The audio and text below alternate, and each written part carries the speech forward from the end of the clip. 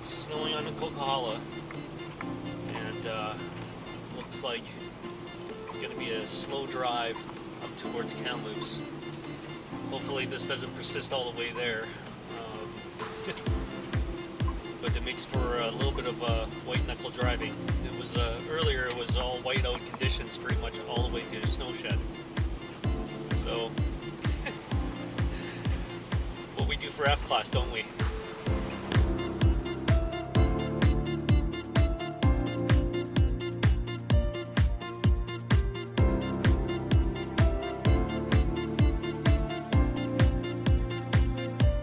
Hi, Matthew with F Class Community Channel here. Just want to thank you for coming along with me. It's 4 o'clock in the morning, and I'm driving up to Kamloops to start the F Class season a little earlier. The KTSA Association in Kamloops has a winter shoot, and they have 3 events that they hold. This is their 2-day event. The range is anywhere from 300 to 500 during the winter. Their 800 meter firing point isn't open yet. Hope to get some practice time in there.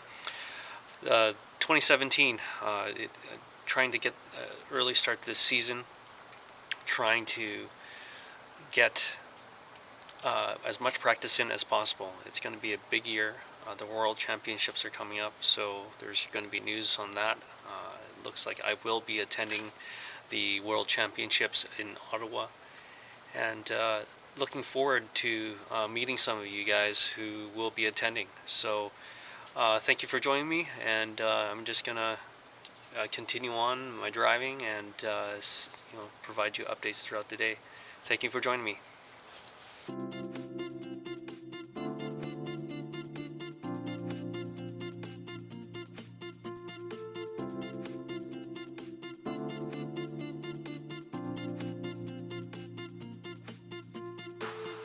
So, with the F-Class World Championships coming up, some of you guys may be attending. How are you guys preparing for the championship? What are you, or even your local F-Class events and competition year? Why don't you let me know in the comments below in terms of how you guys prepare. It'd be interesting to hear from you guys. I would imagine it'll be a little bit different for everybody. What are you guys doing in the wintertime? Are you guys load testing, or are you guys sticking with the load that you guys had from last year? These some of the thoughts that just kind of run through my mind. While you're driving to a F-Class event in snow and through the other things. So yeah, let me know in the comments below.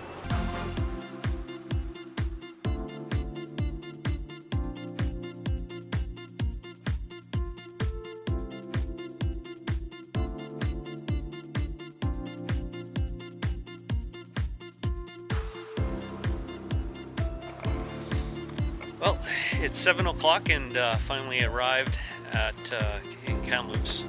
Gonna grab a little something to eat at a establishment around here, and wait for a friend that I met through the F-Class Community Channel, and we're gonna head off to the range. So come along.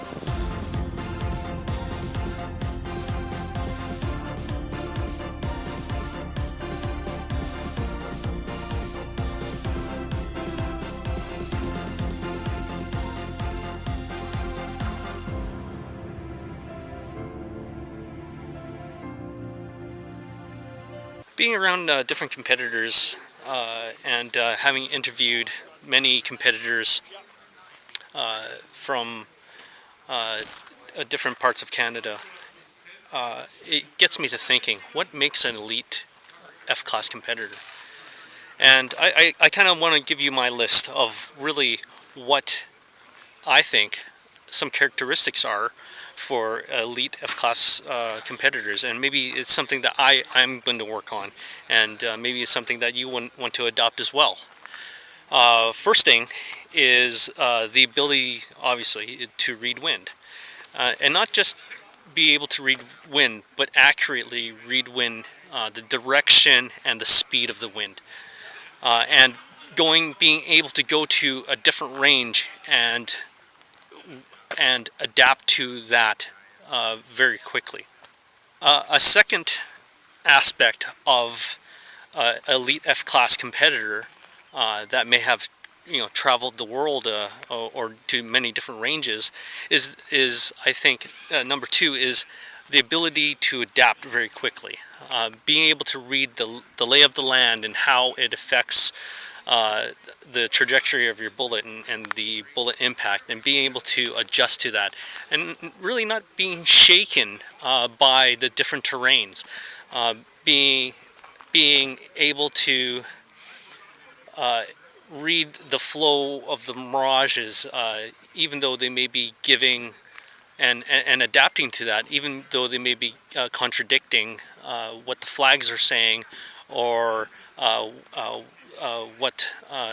or vice versa, where the flags are telling one thing and the mirage is telling another. So that's number two, is the ability to adapt to varying different ranges very quickly to put good high scores on the scoreboard.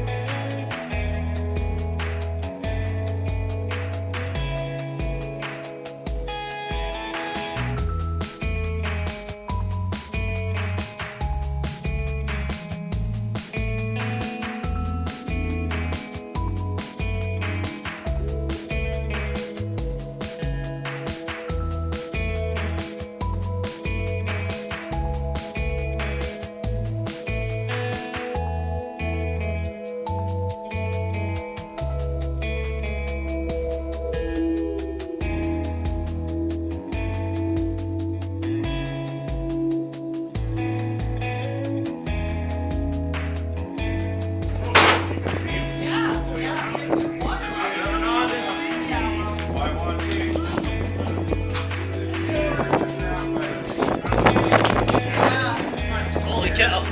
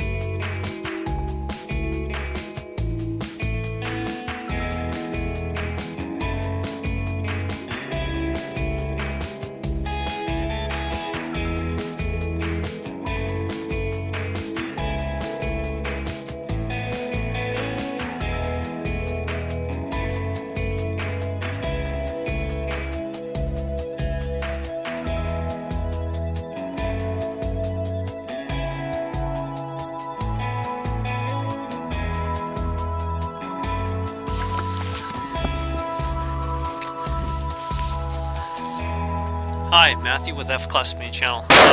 Today, right now we march the end of the day. It's around 4 o'clock. The camera's running out of batteries, and I forgot to bring my charger actually. But the winds have picked up here a little bit more, and as you see behind me, the flags are pushing fairly hard, and dust is being kicked up everywhere. It's into our mouths and into our equipment, so it makes for a fun day, and actually probably read and shot one of my better matches, and I was actually quite happy with my score considering the conditions. So that's one of the takeaways from today is just have fun, enjoy yourself regardless of conditions. I shot not very well, considering the conditions towards the beginning. They were very twitchy. It's new brass that I'm firing as well, so there's a little bit of break-in that happens. So, and fire forming that needs to be done, as you all know. So just working through that, but what I found is elevation actually held pretty good for a set of reloads that I was testing, and looks like I will have to work on it a little bit more in terms of tweaking the load and testing the brass out, making sure that they're all consistent. I will continue on with some of the key characteristics of an elite F-class shooter later on in follow-up videos.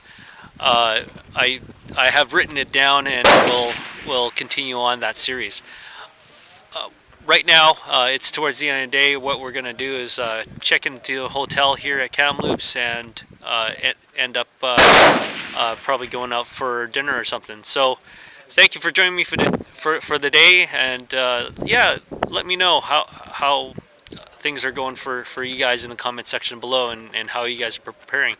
So far, it's not a big boost to the confidence because of the poor score. However, I know there were a lot of factors involved in getting the equipment ready for the competitions at Rattlesnake or even in Alberta.